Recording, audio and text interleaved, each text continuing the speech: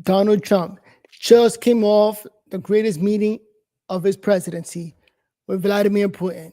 Now he's set to meet with Zelensky tomorrow morning, and it's going to be a great meeting.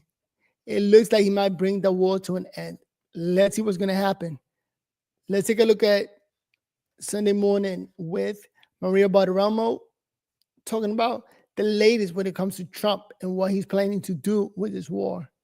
And also, why is all the left-wing media criticizing that Trump doesn't work in a straight line?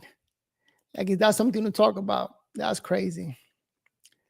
But in any case, thank you for joining me. My name is Noel. Here at Very Real on Life, taking a look at Maria Bartiromo, Sunday Morning Futures. Let's go.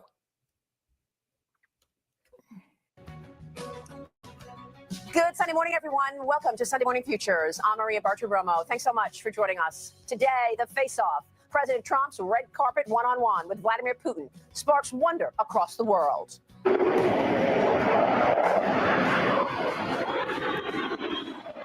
That was an epic flyover, all right? America's biggest planes is going above and beyond Trump. Perfect timing. Right when they was walking. Man, they're good. Coming up, the theatrics, the power plays, and the behind closed-door conversations between President Trump, Putin, and Zelensky as the commander-in-chief tries his art of the deal on the Russian dictator to stop the killings. Yeah. Secretary of State Marco Rubio is here on the meeting and the road ahead. Then punishing Putin, the severe sanctions that have yet to materialize with South Carolina Senator Lindsey Graham. What more can the U.S. and European allies do to stop Putin's killings? Plus, a decade of dirty tricks against Donald J. Trump. But where was the actual criminality, and will any of the fraudsters face jail time?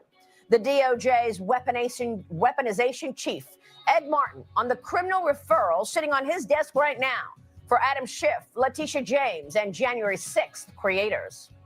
Plus, if you can't win on policy and ideas, redraw the map to get more salesmen on the field to push your policies. Yeah. Former Speaker of the House, Kevin McCarthy, on Gavin Newsom's power grab and his efforts to stop making America great again, as the governor of California tries taunting Trump now with social media posts while ignoring the walls closing in on him on issues facing California residents. It's all right here, right now on Sunday Morning Futures.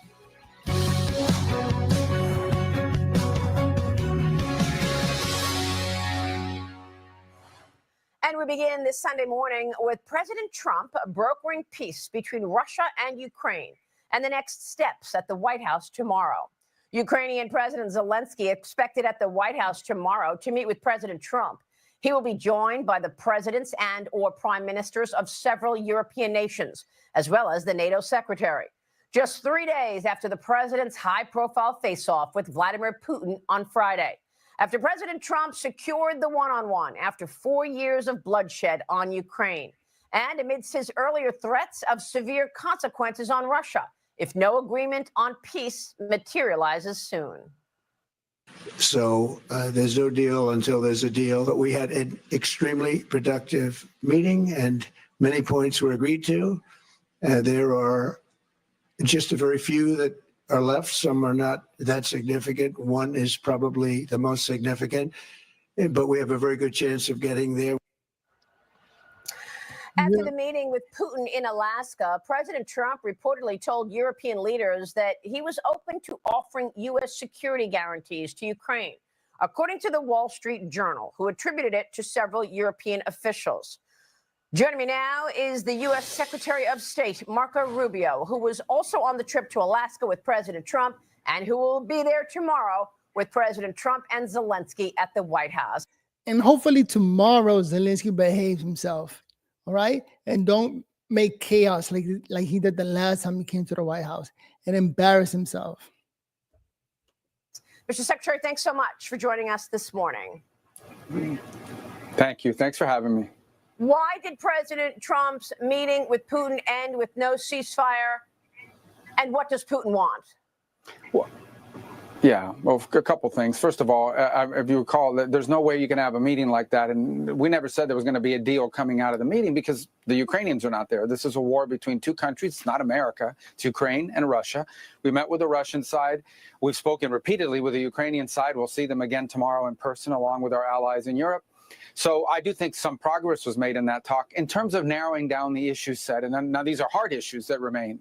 You know, the conversation about where the territorial lines are going to be, questions about long-term security guarantees and who Ukraine can have military alliances with, things like that. These are difficult things, but I do believe we made progress in narrowing down the issue set, but there's a lot of work that remains. There's a reason why this war has been going on for 3.5 years. It's a war that You got to give Marco Rubio credit for using common sense, just pointing out the obvious, the fact that no deal was reached because it's not America versus Russia. I mean, Jesus, he really knows how to speak clearly. He should be running for president next. never would have happened had President Trump been president, but he inherited it. And now he's trying to do everything he can to bring about peace. He's made peace a priority of his administration, as you've seen with all the peace deals we've been able to achieve throughout the world. This one's the hardest one. Everyone acknowledges that. But he's the only one in the world that has any chance of doing it. Look, peace may not be possible at the end of the day. We don't know. But if it is possible, he's the only one that can get it done.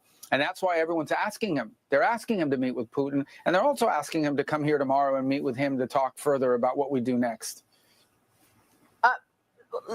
A European diplomat has confirmed to Fox that President Trump supports Putin's proposal for Russia to take full control of Luhansk and Donetsk, all of Donbass. Do you support this move? No, first of all, I don't know who told you that, but they don't know what they're talking about. I mean, the president has said that in terms of territories and stuff, these are things that Zelensky's going to have to decide on. These are things that the Ukrainian side is going to have to agree to. You know, that's all the president is trying to do here is narrow down the open issues, narrow them down, and then see if we can play some role in bringing that closer together so we can stop and end this war once and for all. Look, this war is only going to get worse. It's not going to get better. You've seen that in the escalation and the attacks. Russia's economy is now 100% full-time war footing. They are producing munitions. The Ukrainians are as well. Both sides are hitting each other very, very hard.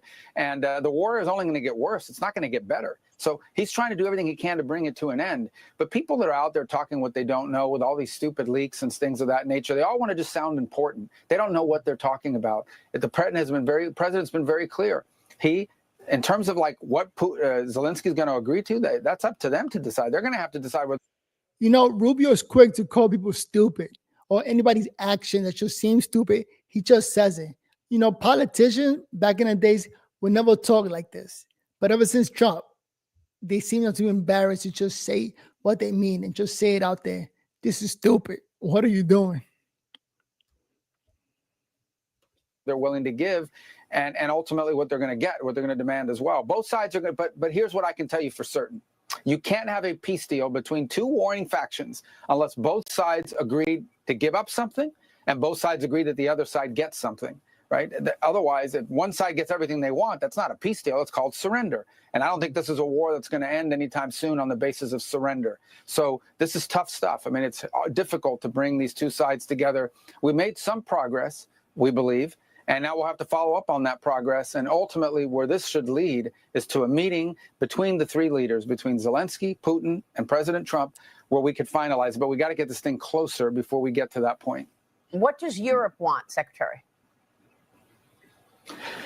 Well, look, I think the role that Europe can play ultimately in the long term is on security guarantees that Ukraine has been talking about. They should play a key element in that regard. And I also think that Europeans are very helpful being in the room sometimes and sort of giving ideas about, you know, what accommodations can be made and what flexibility the Ukrainian side could have. So that's the role that they've played up to this point. The president invited them to come here. He told President Zelensky to come on Monday and bring European leaders that he chose to bring with him. So there's a handful of heads of state that will be here as well tomorrow at the invitation of the president to see if we can make some progress on some of these points. The president spoke to many of these leaders on the airplane I think it was 2 o'clock in the morning our time. It was probably 8 o'clock or 9 o'clock in the morning their time on our way back from Alaska. And and then yesterday I had a call with all the national security advisors of the different countries. So we've got a work agenda ahead of us over the next few days, and we've been talking about these things now for a while as well. So because we also talked to them before, we had multiple meetings and conversations with them leading up to the events in Alaska. So they can play a very constructive role here. But ultimately, only President Trump. If a peace deal is possible, he's the only one that can bring it about. Is Europe still buying Russian oil? Well, if you look at the oil that's going to China and being refined, a lot of that is then being sold back into Europe. Europe's also buying natural gas still. Now, there are countries trying to wean themselves off of it, but there's more Europe can do with regards to their own sanctions. If they always talk about sanctions, and they've got a sanctions package coming out as well, but an additional sanctions package supposedly coming out soon. So, but for us, I think the most important role that Europe can play here is to have a constructive role in building up those security guarantees that will allow Ukraine the potential flexibility to make a deal on the rest of the issues that are at stake. Well, I mean, wouldn't that be a major lever to pull to put sanctions on Europe or punish Europe for continuing to buy oil and gas from Russia? The best way or the best strategy that Trump can use is hit him in the pockets. Sanctions to make countries stop buying from Russia. So Trump is a businessman and he can make this happen. Hit him where it hurts, in their pockets. Is that something on the table? Well, I don't know about on Europe directly, obviously, but certainly there are implications to secondary sanctions. If you put secondary sanctions on a country, let's say you were to go after the oil sales of Russian oil to China, well, China just again with regards to this process. So I think the president's done an incredible job here of trying to bring the sides together. There's a lot of work that still remains. You don't have a deal, as the president says, until you have a deal. This is not an easy deal. This is not a war that began under President Trump. It's not, as you saw acknowledged at the press conference there in Alaska, it's actually a war that would not have happened had President Trump been in the White House. He inherits a 3-year-old war, and now he's trying to untangle it. And because if this falls apart, this thing's going to get far worse and go on much longer. Thousands and thousands of more people are going to die and be injured as a result of this. Can you give us any clarity on a timeline in terms of the U.S.'s thinking? I mean, obviously, there's no ceasefire in place right now. What are the repercussions? Are we just going to watch the murders continue? No, look, at some point, a decision has to be made if a peace deal is possible or not. If at some point it becomes clear that both sides are so far apart and so dug in that we're just not near a peace deal, then the president will have a decision to make about how much more time do we invest in it and what actions does he take then. But I want everyone to understand, if this morning the president woke up and said, I'm putting these terrible, strong sanctions on Russia, that's fine. It may make people feel good for a couple hours. But here's what you're basically saying. You're saying talks are over. For the foreseeable future, for the next year or year and a half, there's no more talks because there's no one else in the world that can talk to him. Okay, Putin's not going to meet with Macron. He's not going to meet with the UK. With all due respect to these leaders, none of these leaders are going to be able to bring him to the table and talk to them. There's only one leader in the world that has any chance of bringing these two sides together. If there is a chance, there's only one leader in the world that can do it, and that's President Trump. And you forfeit that role the minute you put additional sanctions on him. We may get to that point, unfortunately. But if we do, it means that peace talks are no longer possible. And that would be very unfortunate because the real world ramifications are that while we're here calling each other names and doing TV interviews about this stuff and all of that in American politics,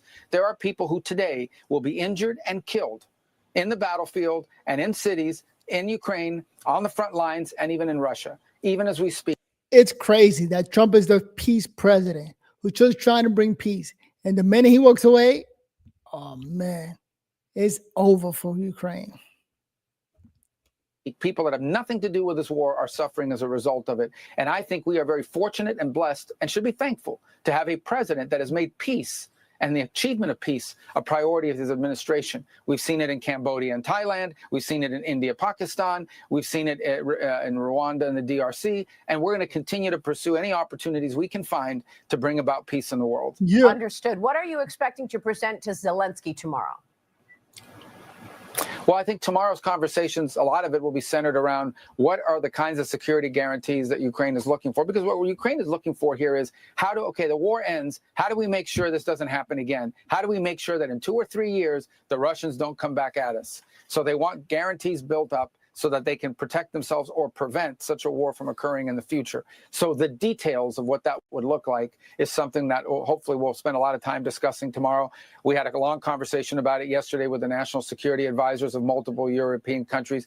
Some work has already gone into it, but now we're at a stage where we need to build some details on it, and then ultimately, obviously present that to the Russian side, who and get them to accept it. But first, we have to have our ducks in order. What kind of security guarantees is the U.S. willing to make? Well, that'll be part of the conversation tomorrow. At the end of the day, the truth of the matter is that any security guarantee that, the Europeans, there's a lot they can do and a lot they can offer.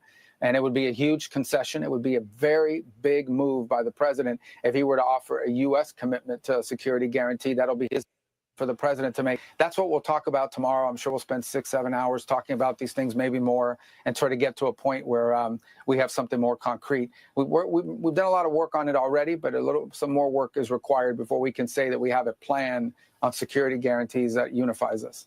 What other economic levers does the U.S. have to use here? I mean, you've got the secondary sanctions, and you said perhaps there is something to be done with China.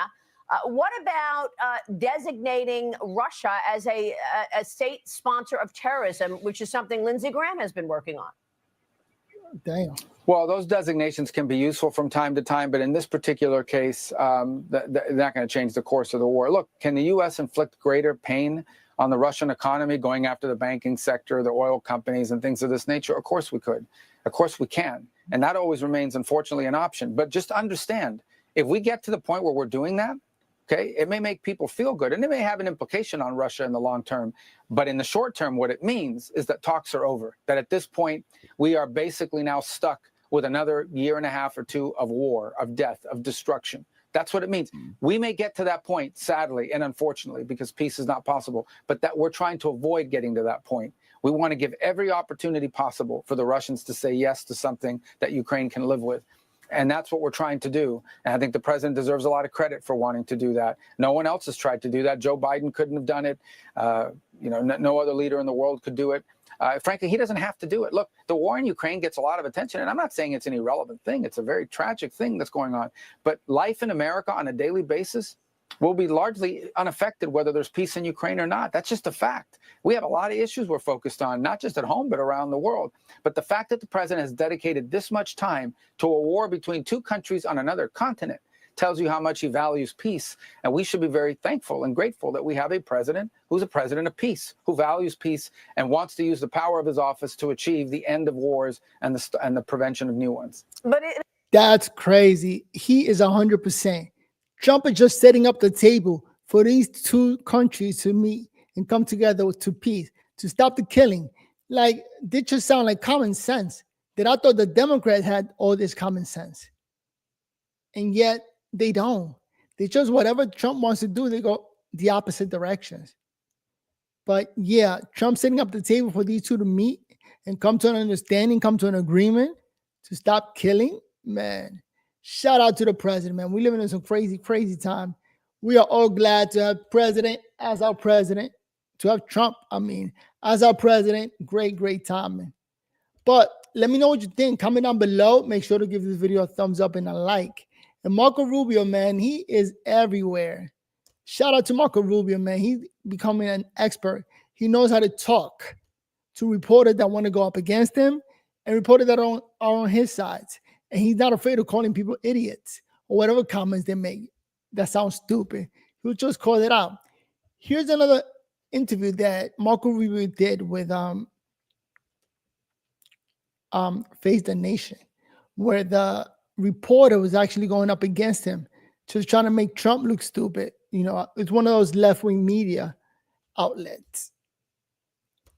I just want to show that clip real quick because Marco Rubio is doing an amazing job going up against everybody and putting out there what Trump is doing, making it real clear that we don't really have a stake in this, right? It's in another continent, but he's not giving up.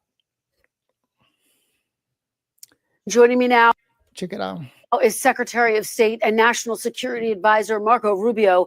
Secretary Rubio, welcome back to Meet the Press. Thank you. Oh, this is Meet the Press. Sorry. That's what I meant to say. Uncle Rubio Meet the Press. I actually missed this interview. I didn't see it.